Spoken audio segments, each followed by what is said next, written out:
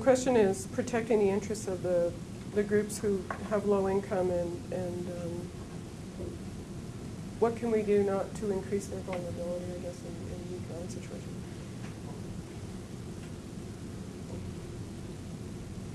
I don't think we would have been worried about this question 6 months ago. I mean, we're worried about it in the context of a fairly tight economic situation. We're looking now at the real question that we haven't answered is why are we seeing this? Why are we seeing these large pockets of, if I can say, poor immigrants? And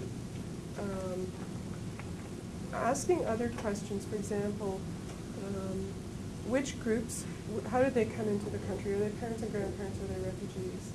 Are they skilled workers, maybe? Some of them are, we know. Are they family class? And what are our expectations? What opportunities do they have?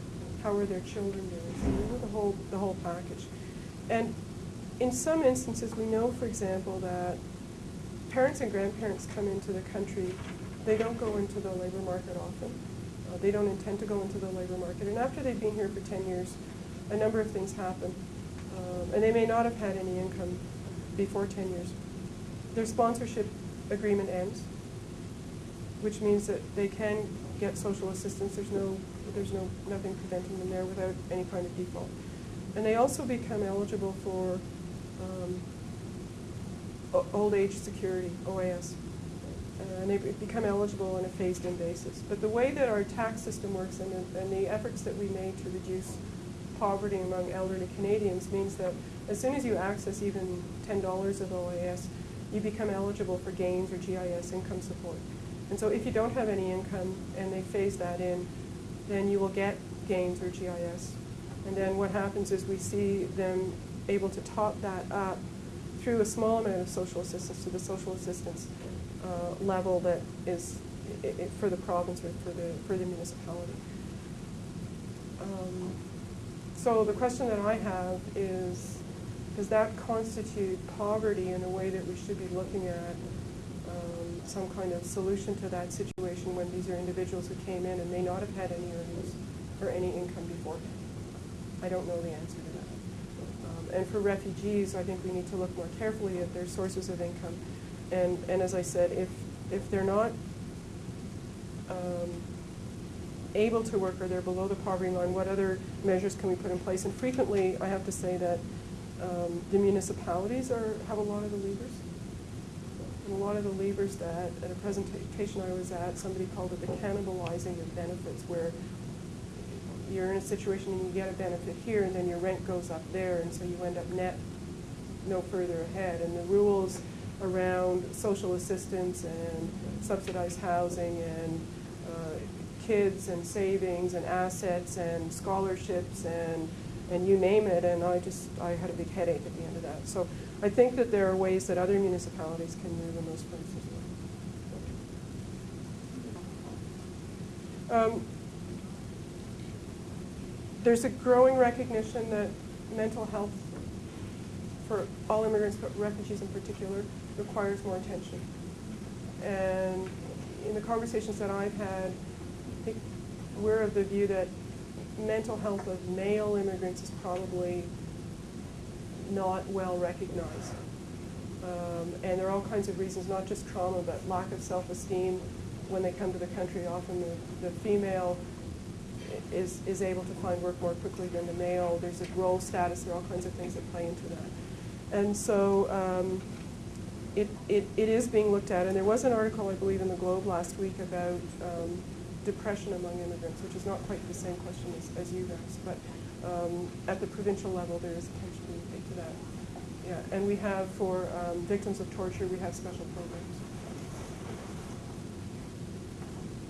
Yeah, this is, why is there so little research on the family class? And I was just asked that question. So there is a fair amount of information that we have on economic outcomes of family. And the economic outcomes of the family class, spouses and dependents, is better than for refugees, but it's about the same as the spouses and dependents of the economic category. And what we don't know is the labor market attachment. And so often if you come in and you have kids, you may not have And it will vary over time, obviously. You may not have a very high labor market attachment, and so you may have a reasonable wage rate, but you're just not working very many hours. And we don't have, it's very difficult to get that information where we can tie it to the category. And so we have some data sets that give you the category and some information. Then we have other data sets that say, well, this individual is an immigrant, but we don't know which category, that have richer information on their labor force participation. We don't have information on the role, not just of the family class, but of the family unit in immigration, and how decisions are made, or how that works. And I think it's because we don't have information readily available. And we didn't ask, when we did the longitudinal survey of immigrants to Canada a few years ago, I don't think we asked very many questions on that, but it's something that we're looking at now. One of the statements that tends to get made, or generalization, is that only the economic category makes a contribution to the labor market, and we think that's wrong. They're selected to make their contribution, but all immigrants who have a job are obviously making some kind of contribution to the labor market, and we don't want, we want to be able to recognize that. But with the family class, we've done work on parents and grandparents. We've done work on senior immigrants, which tend to be parents and grandparents, but there hasn't been a lot, and I think it's just, it may have to be more qualitative in nature, but there aren't any significant data sets to do it. So that is a gap. Yeah, so the question is about involvement of various stakeholders in recognition of foreign credentials. There are a number of activities there. We have a foreign credential referral office. People sometimes call it recognition office. It's not. It's a referral office at Citizenship and Immigration. And they refer. And there is work also at Human Resources and Skills Development where we're trying to move that ahead. And there's a portal to provide immigrants information on what they need to do to get their credentials assessed. So that's the first step. The other area that we're working in, and I just observed that as there became increasing shortages in the medical profession, all of a sudden there was a lot of activity on that side. And so if the demand is great enough, then the stakeholders will react. That's not sufficient. But we provide something called enhanced language training, which is a combination of services that we provide to immigrants. Language training, obviously, but also bridging, mentoring, placement, and coaching for individuals who have to write placement or certification exams.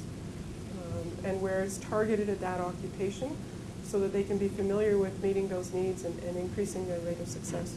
So those are a couple of things that's going on. I think that if we can resolve the interprovincial issues, we'll take away one big barrier from foreign credentials.